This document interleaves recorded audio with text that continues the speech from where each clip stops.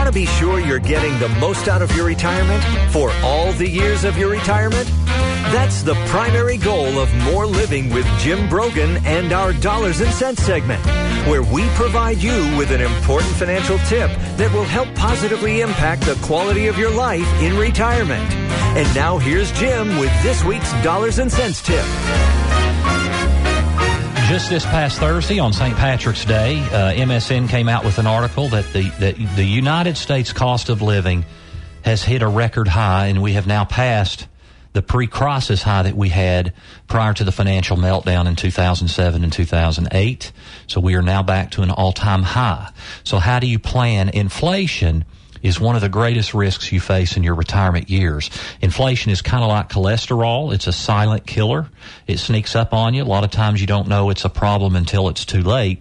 And I will say, just in a normal inflationary economy, your first 10 years of retirement, you need your income to increase 40%, or you're losing money.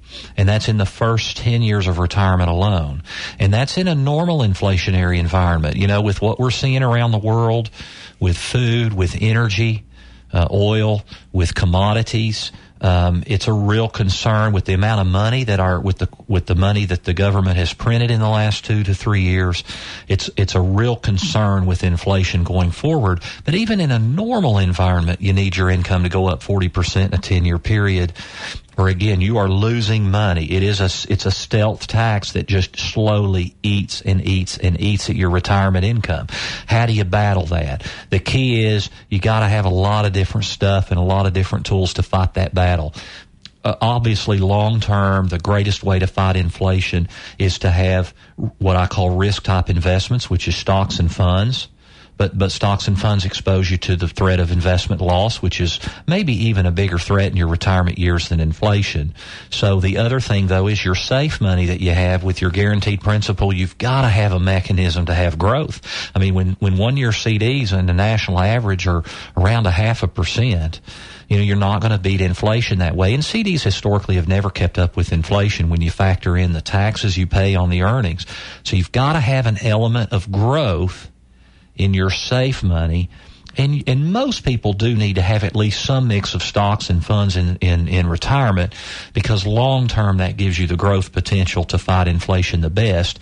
Now, you know, we've talked in prior weeks about how to set up your income plan so you don't have to touch those monies when they're down, if they're down in value, but we don't have time to get into all that today. But the biggest thing, you got to have a lot of balance, got to have a lot of diversity. You've got to have growth with your safe money. So, you've got to have diversified across the board and use a lot of different tools in order to accomplish all that.